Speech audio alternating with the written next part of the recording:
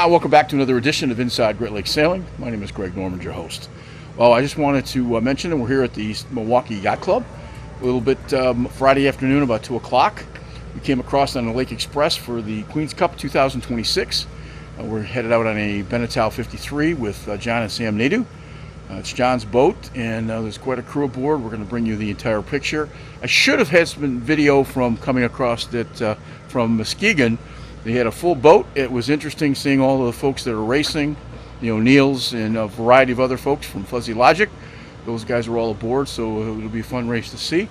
We'll bring you the race here from Milwaukee, and we hope you enjoy the time, and hopefully this will be a one-off and enjoy the process. So we'll be back in a minute.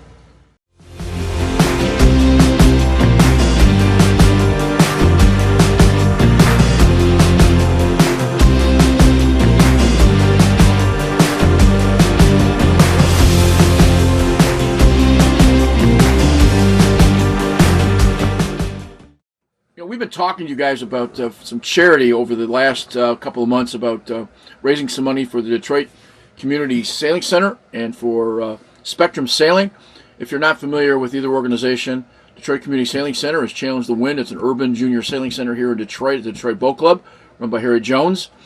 We've done a lot of stories with them, and they're an unbelievable charity. With all of the things going on at Belle Isle, they're always cash-strapped, and we want to make sure we get more kids in boats.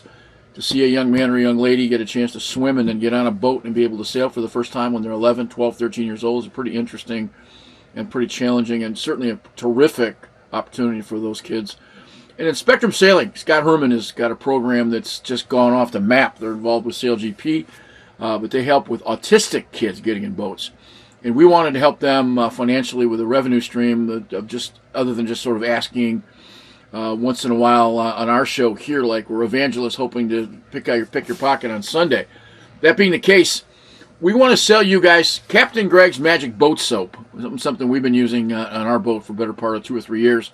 A friend of mine right here in Fraser has a company that sells biodegradable soap. It is some of the best that I've ever used, and we're going to start a campaign. The money that we sell, and you'll see all this information at the end of this pitch. The process that we're going to do is you're going to be able to buy either a quart, a gallon, or 5-gallon pail in money, $5 or $10 from each sold item will go directly to both of those organizations. And I think it'll be a good revenue stream for them. Give us a try. Never hurts. We're going to be cheaper than West Marine, who obviously just filed bankruptcy. We'll bring you some cute commercials along the season as we go in some different places. But we're calling it Captain Greg's Magic Boat Soap just because it's kind of a crazy name. But what you do is you look at the number, call the number, order it. They'll ship it out to you within 24 hours. And it'll raise money for a really good organization. As you watch this infomercial or commercial, as you watch this, you'll see some pictures of faces of who that's going to help. And our goal is to raise some money for them so they can put more kids in boats and bring some needed financial help to a couple of nonprofit organizations that we think are important. If you use the soap, I think you'll be happy. If you don't use the soap, then obviously it is what it is. But we hope you can support us. We're also involved with this with 10 Knot and the ladies over there, plus the 2 organizations. So if you guys want to give my buddy Doug Montfortin a call and order that, he'll get it to you hopefully within 48 hours, and we'll kickoff starts today, and all the information will be it's just below you right there, and we'll give you some contact information at the end of the show. So we hope you'll take the opportunity to raise some money, clean your boat, and it's going for a really worthy cause, guys. And again, we've done a really good job. We've tried to do a good job of supporting both those organizations over the last few years of this show. Now we're asking for you guys to help us while getting in return a really good product. That being the case, we want to thank everybody. So Harry and Scott Herman, we appreciate all their help. And we'll bring you some commercials, some fun ones. We're going to think up some cute ones in the future. But buy some soap and get your boat clean. Military families often sacrifice precious time away from loved ones while serving our country. We were worried that with him leaving, that she would lose those connections with her dad. Some of life's best moments happen between parents, children, and the pages of a good book. United Through Reading provides that connection. And now, United Through Reading is also available to veterans. Learn more about United Through Reading at unitedthroughreading.org.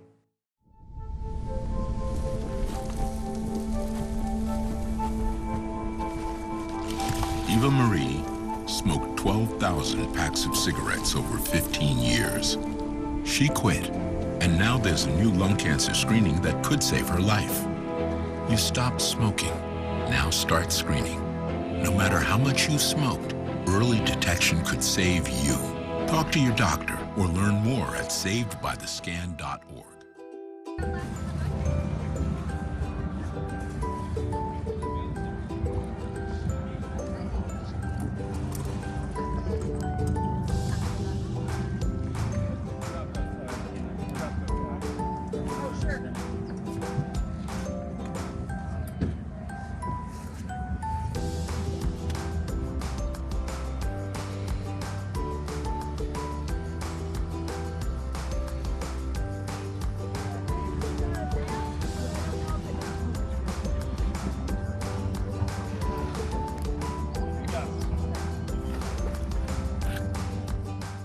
Club, and the guys are getting ready to pull the boat together and move towards the water. We're a couple hours away. It's a foggy day here in Milwaukee.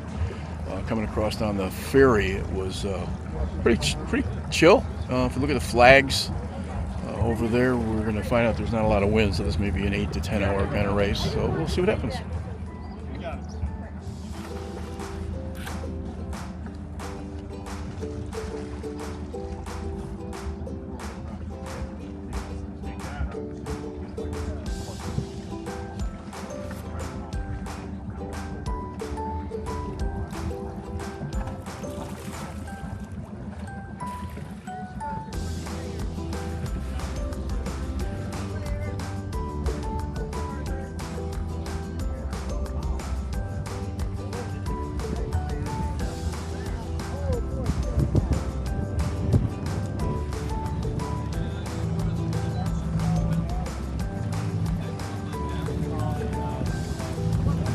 Deck, you're going to notice that there's lots of folks that look like they're ready for a ski resort. It's about 65 degrees, not much wind, but it's a real cold, foggy day. I'm sure we're going to hit some 90-degree days up here pretty quick, but the fact of the matter is that I'll have some pants on, some jackets, and a few things here. It's actually chilly going out to Lake Michigan, so we'll catch up in a bit.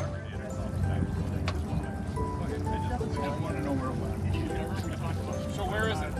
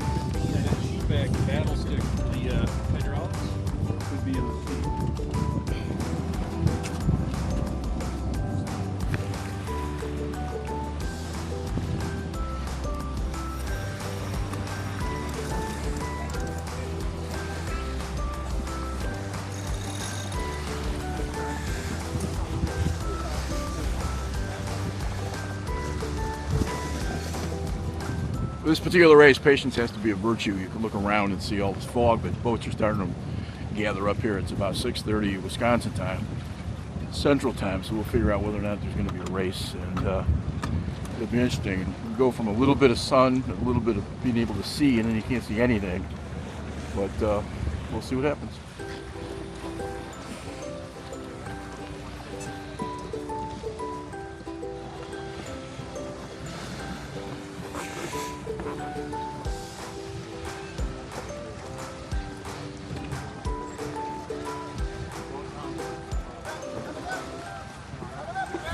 Gotta go up, Sam.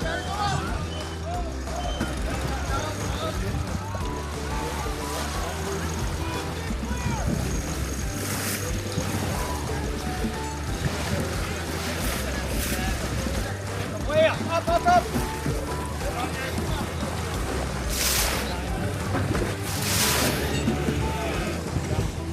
After a long delay waiting for fog, fog's lifted.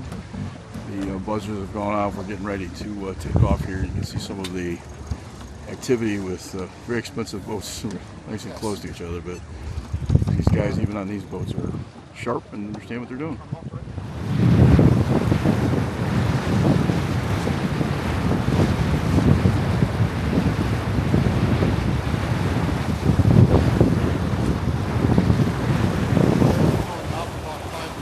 You can see the sun's finally come out, and it's cleared up a lot. We've been about 4 miles away from the bay at west end of. You can see the sun's come out. It's gotten a lot clearer. We're about 5 miles offshore, and we pick up some speed. The sun's going down here pretty quick. We're looking for a 52 behind us, so it's just time to take over. There's some 70 Santa Cruzes. Obviously, the GL52s involved in this race, and it's pretty cool to watch. This might turn out to be a pretty good night. It'll be a little on the chilly side, but we finally get cleared the fog, and makes for a much better race.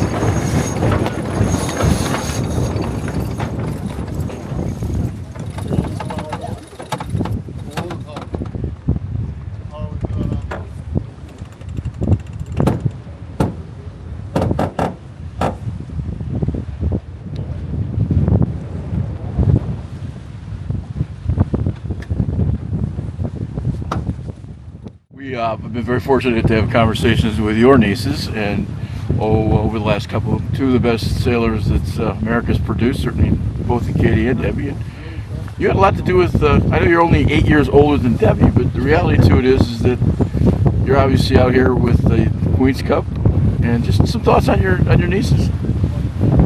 Well, it's kind of in their blood, you know, because my dad sailed, my mom sailed, I sailed. They got the bug, and there were people in the Huron who was willing to take these young girls on. You know, when a lot of guys wouldn't. So it's a family thing. It's a family thing, but again, not all of the skippers in Port Huron were willing to have women on their boats. In fact, one time somebody wouldn't go sailing. I was dating Jim at the time. Somebody wouldn't attend a race because I was on the boat. And the skipper said, well, you can just sit on the beach then. So that's what they were up against in Port Huron. When we asked Debbie, we asked the question of who was the best, Debbie certainly said Katie was the better sailor. Do you think it's opportunity, or do you think it's something God touches you on the shoulder and says maybe you're just a little different than the rest of us? I think, well, like I said to you earlier, they have different personalities. And Yeah. they're driven in different ways. And Katie is, I think she's just inherently more competitive. I hope they don't get mad at me for saying that. But I think they would agree. You know, she's more of a outward fighter, where Debbie is more of a cerebral fighter. And I won't ask if you're proud of them, because you obviously are, but Oh yes. to have that kind of opportunity in a family is, when you all share the love of the sport, it's pretty cool. Yeah, and we sort of take it for granted too. When you have a rock star in your family, it's just like, oh yeah, Right. those are my nieces. Yeah, that's Katie. You know, she's first and foremost, she's my niece, and then she's a sailor. So Craig, a couple weeks ago for that Red Regatta, we went out. Perry Ellis, am I getting that name right? The guy, the Chicago North guy? Perry Lewis. Perry Lewis. Hey, where'd everybody go? They're probably plotting to throw me off the ship. You're all by yourself on a 53. That's pretty cool. Yeah. Well, he was the one that hoisted it, so. Yeah, exactly. That'd be very useful. We are finishing up the race here. Cynthia Lynn. Sam Nedeau said something to me a couple of minutes ago that really makes sense. Typically when the race is over, you power up the boats and off you go, and everybody gets back to port to find out what's next. And if you can see behind me, they're just kind of hanging out. There's folks hanging down in the loft. It is literally no wind and absolutely perfect conditions. And in the cerebral part of enjoying this presence of what's here is really what happens that makes sailing so much enjoyable. This is certainly true on the cruising side, but you see it on the racing side. It's epic, as they say, and I don't want to sound like I'm corny, but it's really kind of cool. Everybody's got a drink in their hands. It's about 8 o'clock in the morning, and it's just if you can look out over both horizons and not smile, you're just you're not at the right place. An opportunity to be with all of you incredible friends. Started with the Wind Dancer program, and here we are, I don't know, 50 years later, having done another Queen's Cup, a unique one. Never got fogged out for the start like that. Not going to be concerned about what the result was. It's just a joy to sail with all you mates. So, thank you. Thank you. John. Nicely done. Thoughts? Thank you, Greg. promise I will be You know what? You can never predict what's going to occur. We had a start like I've never experienced before. Maybe 40 Queen's Cups in. But a delightful night once we broke through the fog, and wasn't our condition, but we're just blessed to be out here, and looking forward to the Mackinac race in a couple of weeks. 3 times Queen's Cup winners, but friends are friends, but family's family. What's it like, the joy of sailing with your brother? No camera now. You can't. Sam's the Come second on. best sailor in the family to our niece Margaret Shea, who's a two-time Olympian. So I've really come to respect how he goes about his business, and I'm actually in late stages of my life, but still in a learning journey about how to get things done. But he's been kind enough to join me on a boat that's a little compromised for him. He'd rather be on a progressive racing boat, but this is a progressive performance cruising boat. We had some extraordinary success last year, winning both the Chicago to Mackinac Performance Cruising Division and winning the Queen's Cup overall. And as you described, that Queen's Cup last year was a 3-generation event then, so I think my grandfather Harvey won the overall Queen's Cup in 1957 in Roma Hajo. My father in 1977 on his CNC, and then us last year. So I like putting three generations together and winning a really classic race. And I should ask brother, the barrister who never loses thought for being able to speak. What's it like sailing with your brother? No, it's a lot of fun. It's not only it's not only the racing. It's the you know, the 365 days a year of talking about, okay, what we're going to do with the boat, prep this way, or should we buy this, or can we obtain this, and set up the crew. And I'll also echo what John said. I mean, I've been sailing with Jay Vanderwall and John Bowen here for multiple decades, and look around the other guys on the boat. And, it's an honor. It's an honor and a blessing. An obvious question for the young guys, though: do you appreciate it more as you've gotten older? Obviously. Oh yeah, like for sure. I just think and wonderful to have some, Peyton and Tommy on the boat. I'm not sure if they had done a Queen's Cup before this, but super happy to have them aboard, and they're going to be welcome anytime. Well, we're finishing up. You'll notice behind me the Lake Express coming in. That's where this journey started yesterday at 9:15. We had a chance to spend some time with John Nedeau and Sam Nedeau and all the folks. We had a full complement coming across. We're finishing up. I'm not sure exactly where Cynthia Lynn finished, but this was a very fun and exciting opportunity to spend some time with one of the best crews I've been around in just terms of friendliness. They made a single guy feel comfortable, and this was a great opportunity and experience. So we wanted to thank them for all that they've done, and hopefully this will be a part of it. Up next, we're headed up to Bayfield, Wisconsin. We'll catch up with Keith Stauber and another great family process. This will be the first part of this show. And next time we see you, we'll see you in Bayfield, Wisconsin.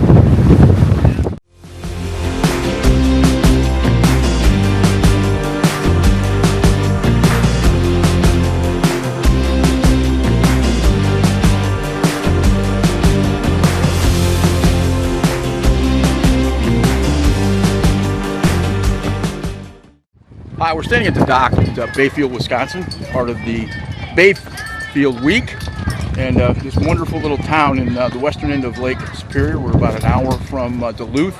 Right now the awards are going on. You can see some of that video going on here inside the pavilion, which is a former fish house, I guess, and it's part of the process. If you guys kind of look over to the right here, you guys can see all kinds of they talk about the North Channel. The Apostle Islands are as beautiful as anything, and it's just one of the coolest places you ever could imagine.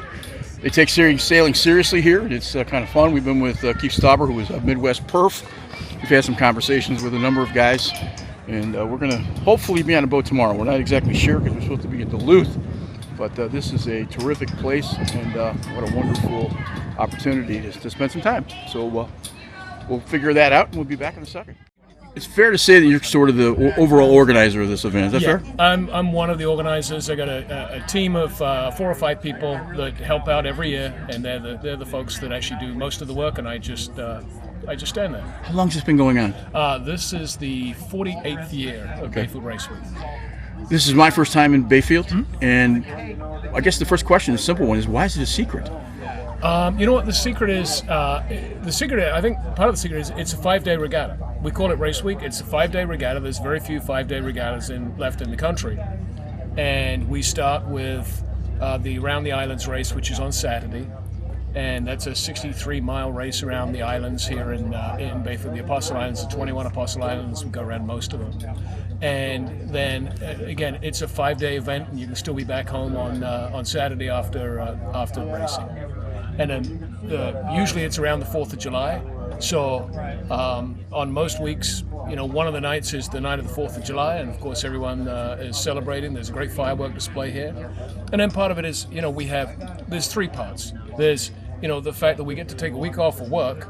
The second part is we get the great sailboat racing in spectacular scenery. And the third part is we get the camaraderie of all crews that are all on vacation for a week and up here to have a good time. That really is the secret. You have a bay here that obviously is a little different than the lake itself. Lake Superior, as we all know, is a very fierce kind of body of water. It certainly can be, yep.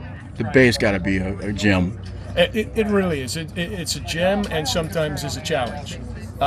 You regularly get you can have boats heading towards each other, both with kites up, both perfectly trimmed. and then you'll get to a wall in the middle, and something is going to change. That's the challenge of the sail boat race. Well, and weather's changed. You didn't race on Monday. We did not race Monday. We had huge lightning strikes here just as I was about to send the RC out. You started today pretty light and ended up pretty strong. With, I think one of the boats saw 25 knots of breeze, and yeah, we left in less than 2.5 knots of breeze. So I was sweating a lot less at 4 o'clock than I was at noon kind of thing. Yeah, so I get that for part. sure. Yeah, and that's not untypical. We'll have again all the weather. You can have all the weather apps in the world, but then you talk to a couple of people that have been here for 50, 60 years, and they'll help guide you as well. Can I assume you're not a local? I'm from Minneapolis, the Okay. Twin City, Minneapolis, about 4 hours away. Which is, do you spend a lot of time up here sailing?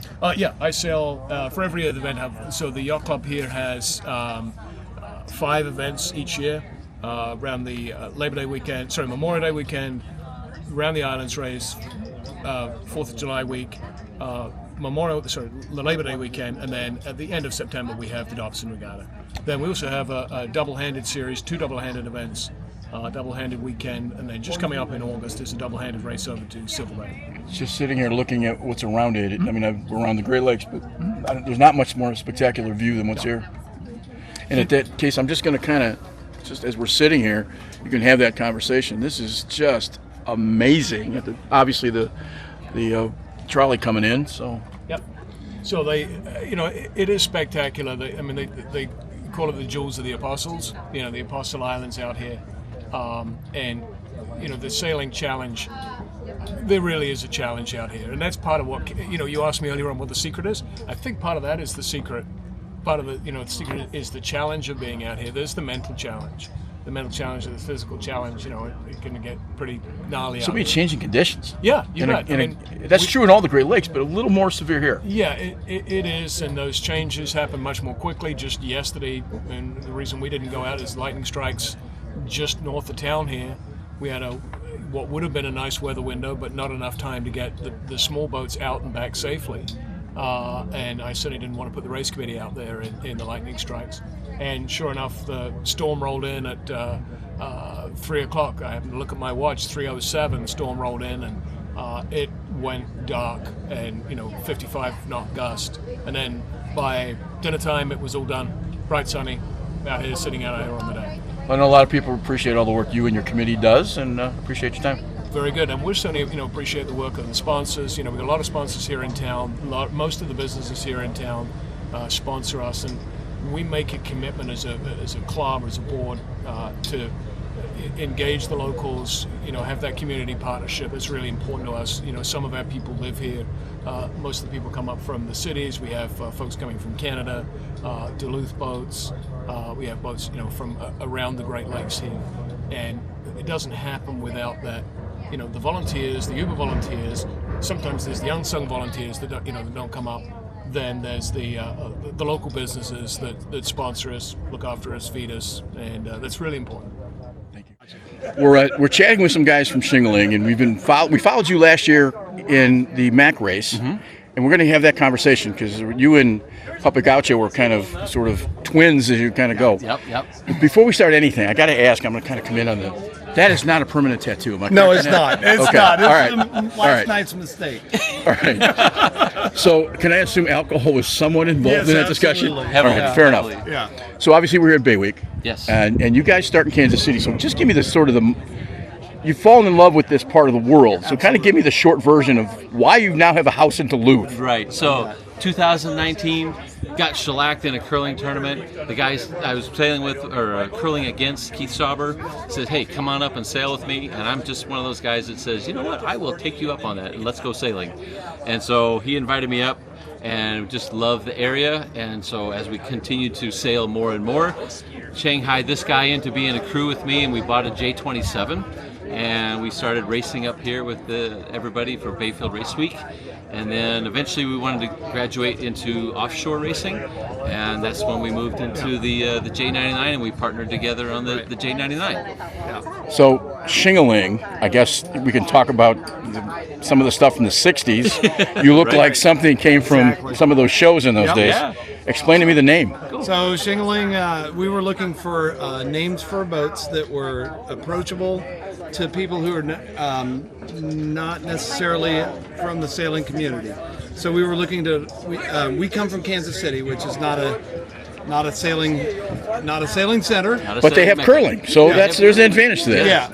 But so when we first started coming to Duluth and Bayfield, like we're outsiders, and we're coming into a well-established sailing community in the Great Lakes Of great sailors. of great sailors, absolutely. And it's like we don't really know what we're doing. We were just kind of here, we're just basically trying to get in on the fun. And we figured we were going to make a serious push, but we're going to try to keep it light and friendly and fun. So here's my question. You just guys went through a big award ceremony, which you can now see over the top of your voices, but you're relatively new to racing. Yeah. Yes. There's always been this sort of moniker that if you start in small boats, you understand the heel and you understand all the cavities and stuff. What is it to overtake? You guys have been very successful in a relatively short period of time. How does one do that? So the nice thing about coming into this late in life is, we have the desire, the ability to learn and the desire to learn, and so we don't take our opportunities for granted. So I think the people that we meet and interact with on a day-to-day basis, is all the great sailors that are up here that we talk to every day. Every time we talk, it's a time to learn, and so like I feel like coming at this as a 50-year-old and having just been sailing for like 10 years is I'm of an ability now to really absorb the lessons and know the value of what we're getting. Okay, that is a great Chamber of Commerce answer. Okay. And so here's my point. Yeah. What did you do? Maybe that's a better question. Right. What did you do? And it's more than just YouTube videos. Mm-hmm. What did you do to get better? Practice. Okay. It really comes down to There's practice. the word. Okay. Yeah, if you had to lay it on one thing, it would be practice. Yeah. We literally sail 3 days a week. Yeah. And trying to learn a new boat. And first year it was like, how do you make the boat go fast? And then second year it's like, okay, coordinating crew, because it's a team sport. So now you're trying to coordinate and fit the right people in to make a boat go fast together. Right. And then there's things that you find out that you miss in like the third year, where they're talking like, everybody talks about heavy weather and getting the boat ready for heavy weather. Well, it's probably more important, how do you keep the boat moving when there's no Ready wind? for light weather. And we didn't know that until we're like smack dab in the Yeah. middle of a great big race, and it's like, oh, We're ready for the storms, but like then when the wind shuts off, we're like, oh boy. I wasn't trying to be smart, no, Alec, I get you. but part of that same discussion is 50. Yeah. You have more life lessons than you might if you to start out at 17, 16, Right. whatever it might be. So you're able to take that YouTube information, wherever Yeah. it comes from, Yep. and sort of extrapolate it better and disseminate it better. We never had opportunities to sail.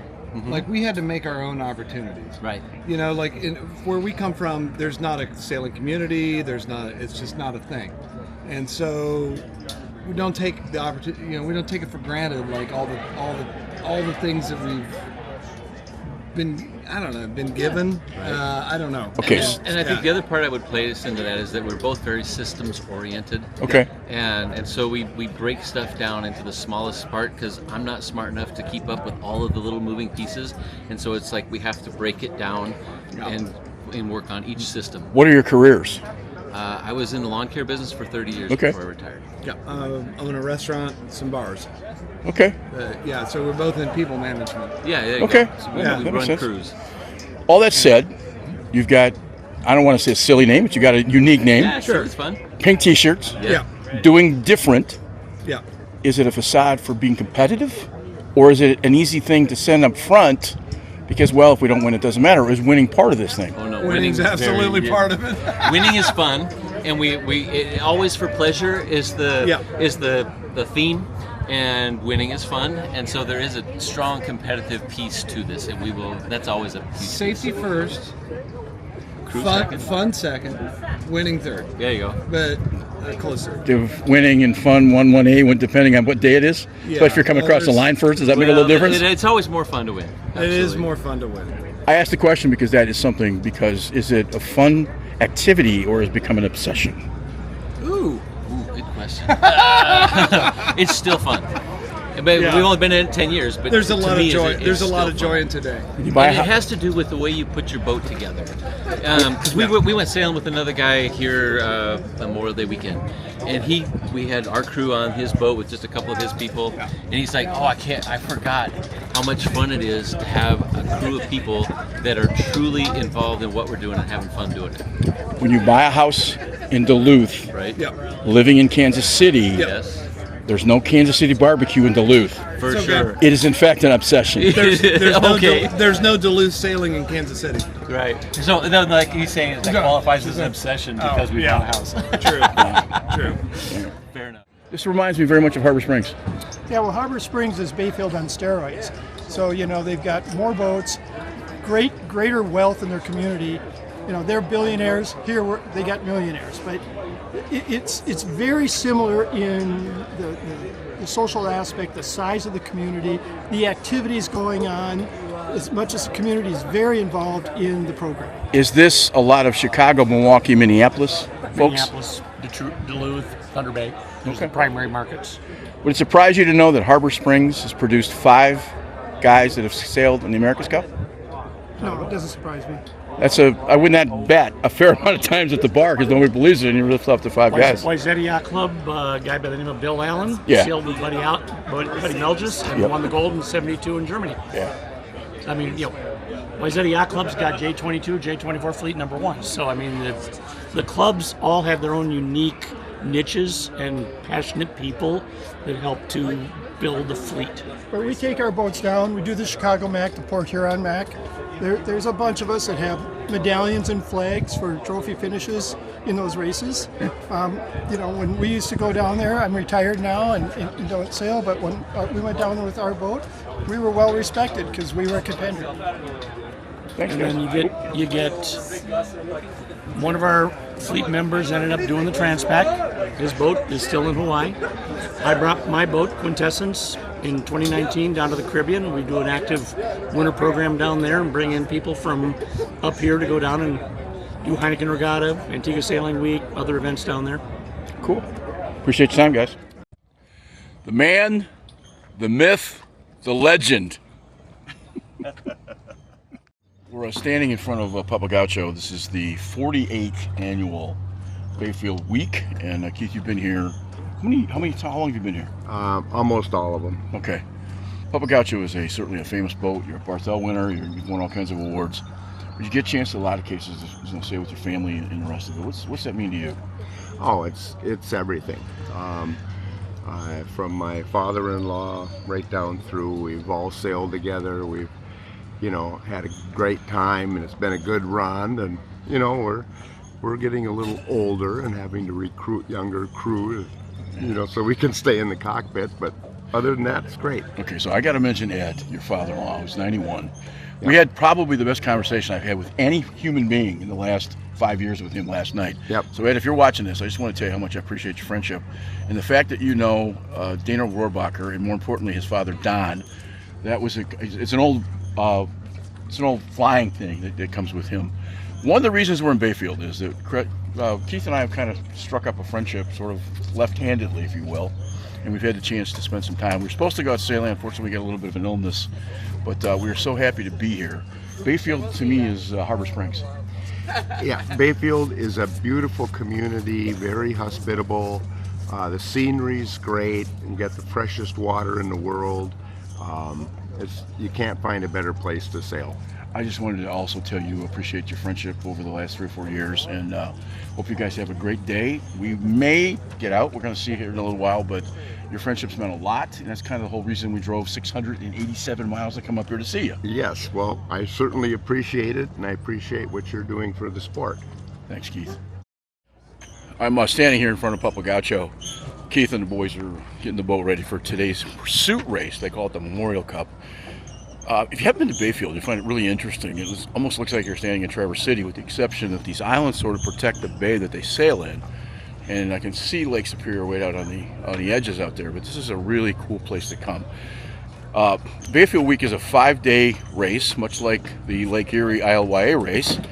They have a pursuit race around the islands at 63 miles on Saturday and Sunday. Then they race different kinds of activity on Monday, Tuesday, Wednesday, and Thursday. Monday they didn't race this year because there was no wind. Yesterday it was 95 degrees with that heat dome that we're all facing, and it was a little difficult. Today it's overcast. It's only about 75 degrees.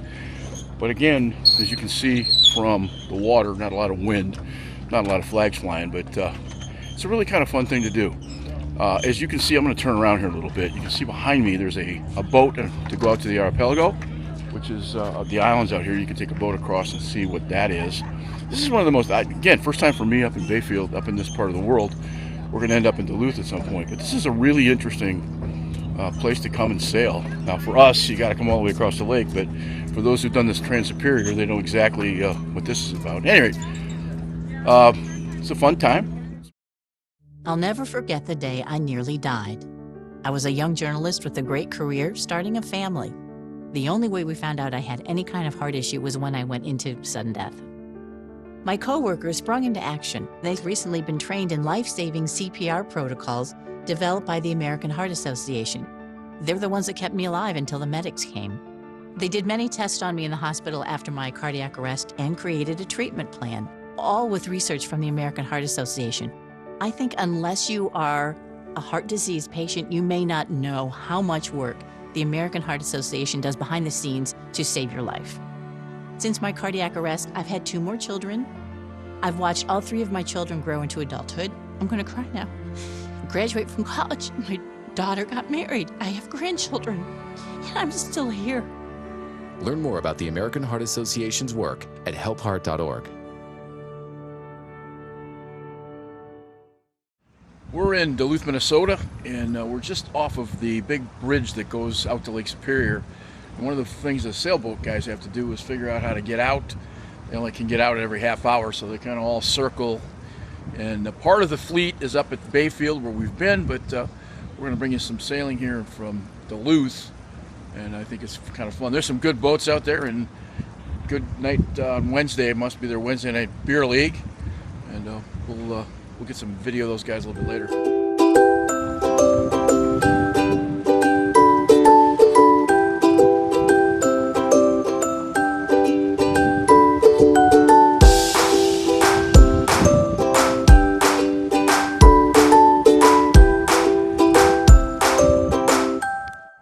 We are standing underneath the lift bridge here in Duluth. You don't realize how short it is until you realize that when you reach up, there it is right there. That's the top of the bridge when you're walking under it, which I think is amazing. We've been watching this bridge sort of online, and as you can see, looking under here, that's the cars coming under the grid here. You can hear it, but it's, we're gonna do this. You can see the cars coming underneath it from here, which I think is absolutely crazy. We're gonna wait for a car to go by. See if one does here. And here comes the car now. You'll see it come under. Wrong side. Let's try this side. No, that's exactly the same side.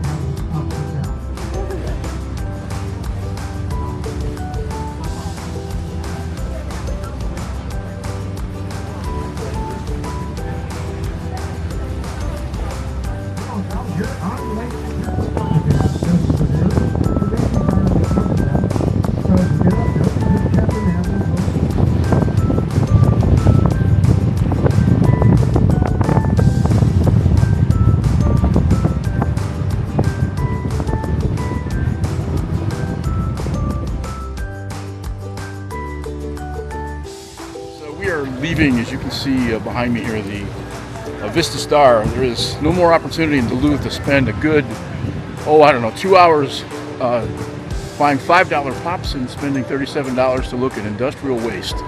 One of the more enjoyable parts of this particular trip. If that sounds sarcastic, it's because it is.